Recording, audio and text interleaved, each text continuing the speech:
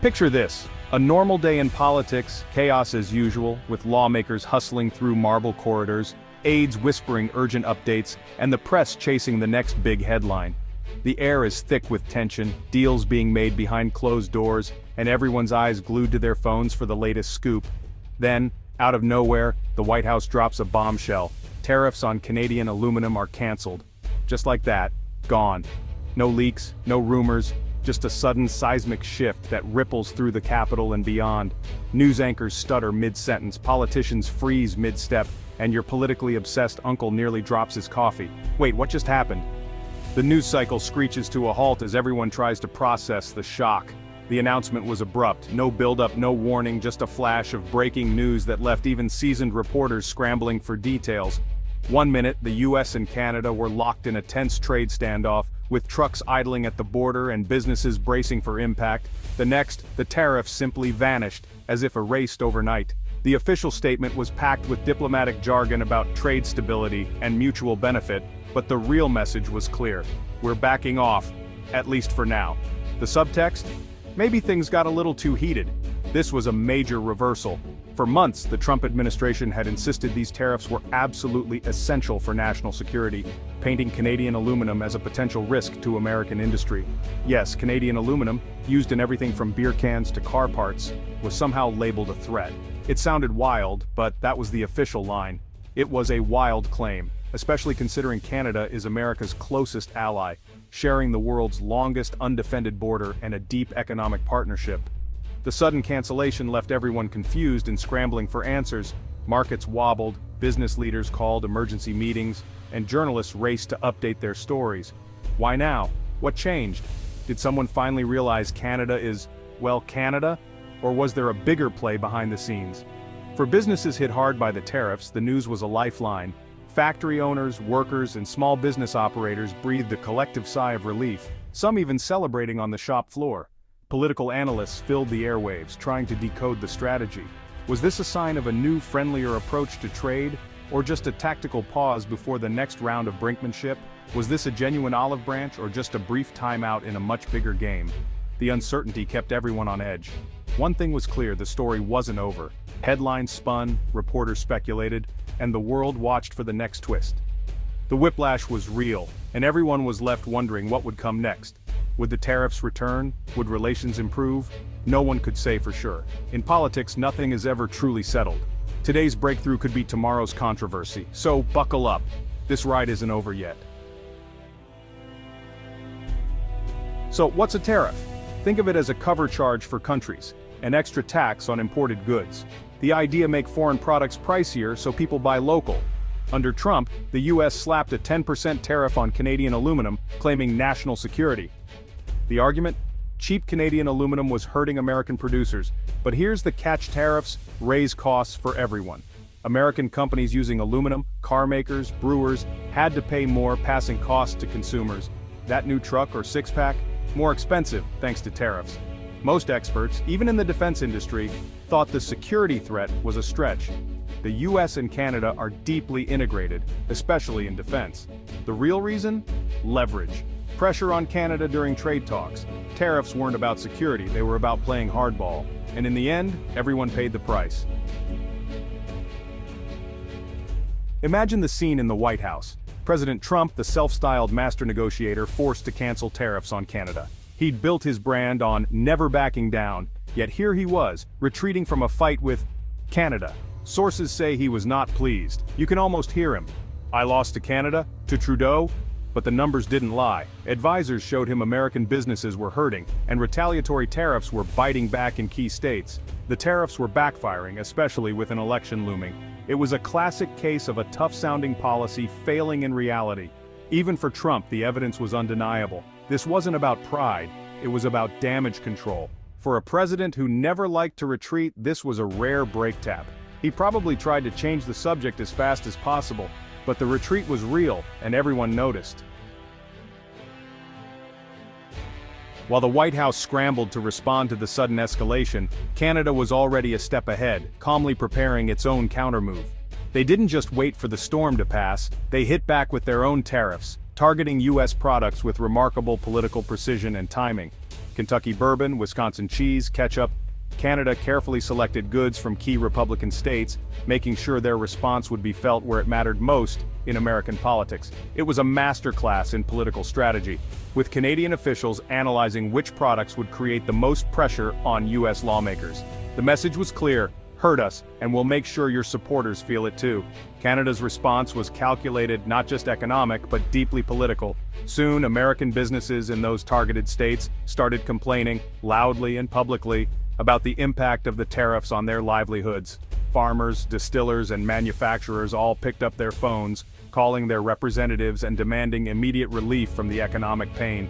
The pressure inside the U.S. government grew rapidly, just as Canada had intended, with lawmakers facing mounting demands from their own constituents. So, when the U.S. finally dropped its tariffs, Canada responded without hesitation, lifting their own in a show of diplomatic agility. Deputy Prime Minister Chrystia Freeland declared victory, Canadian-style, polite but unmistakably firm, sending a message to the world. "We will not escalate, but we will not back down," she stated, capturing the spirit of Canada's response. Canada had stood its ground and, against the odds, had won a major trade battle. They showed the world they weren't a pushover, but a nation willing to defend its interests. The trade war ended not with a bang, but with a strategic handshake, an agreement forged through resilience and smart negotiation. Both sides learned a valuable lesson. In the world of trade, retaliation can be a powerful tool, and Canada proved to everyone that, when pushed, it could punch back just as hard and just as smart. This wasn't just political theater, it had real consequences. The US and Canada's economies are deeply intertwined, trading over $1 billion daily. Tariffs on Canadian aluminum threw a wrench into this machine. American manufacturers faced higher costs, Canadian producers lost their biggest customer, car companies, farmers, distillers, all felt the pain. Canada's counter-tariffs spread the hurt across the US, hitting everything from soybeans to bourbon. It was lose-lose. Canceling the tariffs removed that wrench, letting businesses breathe again. It restored predictability, crucial for planning and jobs. The fight showed how damaging trade wars can be, even between friends. In a globalized world, one bad policy can ripple everywhere. The lesson: economic battles have real human costs. Behind the headlines and political debates, this story was always about real people. Men and women whose livelihoods depended on the next shift, the next order, the next paycheck. In Quebec, aluminum workers watched the news with anxiety, fearing layoffs that could ripple through their families and entire communities. In Pennsylvania, small manufacturers faced mounting pressure as higher costs threatened to push them out of business, forcing tough choices about jobs and futures. For a boat part maker, switching suppliers wasn't an option. His business, built over years, was suddenly on the line, with every decision carrying enormous weight.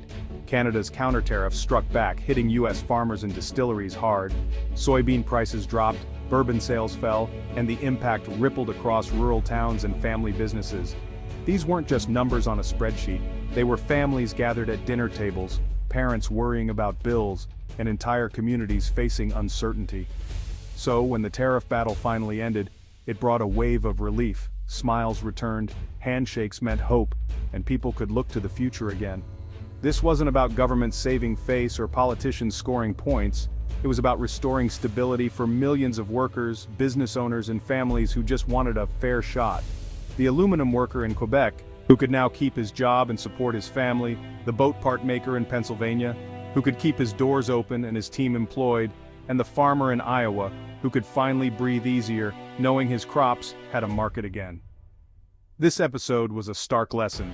Political decisions don't just stay in government halls. They ripple down to kitchen tables, affecting real lives and real dreams. Ordinary people, not politicians, pay the price for trade wars. They're the ones who lose sleep, who worry about the next paycheck, who face the consequences. When the tariffs ended, hope and security returned. Families could plan again, businesses could invest, and communities could start to heal. The stakes were always personal, measured in faces and hands in the quiet moments at home. That's why this fight mattered so much. It was about standing up for jobs, for dignity, and for the future of entire communities. And that's why its end was so welcome, because, in the end, it was always about people and the hope they could finally feel again. The world was watching this US-Canada spat, and they were nervous. If America could slap tariffs on its friendliest neighbor, who was safe? The dispute shook confidence in the global trading system. International companies delayed investments, fearing more trade barriers. Canada's smart, targeted response became a playbook for other countries. When the tariffs were lifted, there was a global sigh of relief. It showed that rules-based trade could still work. The world saw that even superpowers could be challenged, and that diplomacy could win. For a moment, common sense prevailed. So why did Trump back down? It was a perfect storm. Canada's targeted retaliation hit Trump's political base. American businesses lobbied hard, showing the tariffs hurt more than they helped. The national security excuse wore thin, no one bought it. Economic data showed rising costs, inflation, and lost exports. The administration had to choose: protect a few aluminum jobs or stop widespread damage. Pragmatism won. The tariffs were a tactical retreat, not a victory. It was about damage control, not deal-making. The lesson: even the most powerful leaders can't ignore reality forever. In the end, numbers and pressure spoke louder than pride.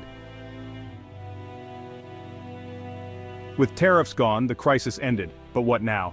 This could be a reset, a lesson in cooperation after staring down a trade war. Or it could be a temporary truce. The issues that caused the fight haven't disappeared. America First politics still have support, and future leaders might reach for tariffs again. Trust was damaged, and Canadian businesses will stay wary. The episode showed how vulnerable jobs are to political whims. Businesses may diversify, changing how and where things are made. The future depends on leadership. Will they choose cooperation or conflict? This was just one dramatic season in a long-running series. Let's hope the next one is a little less exciting. In global politics, boring is often best.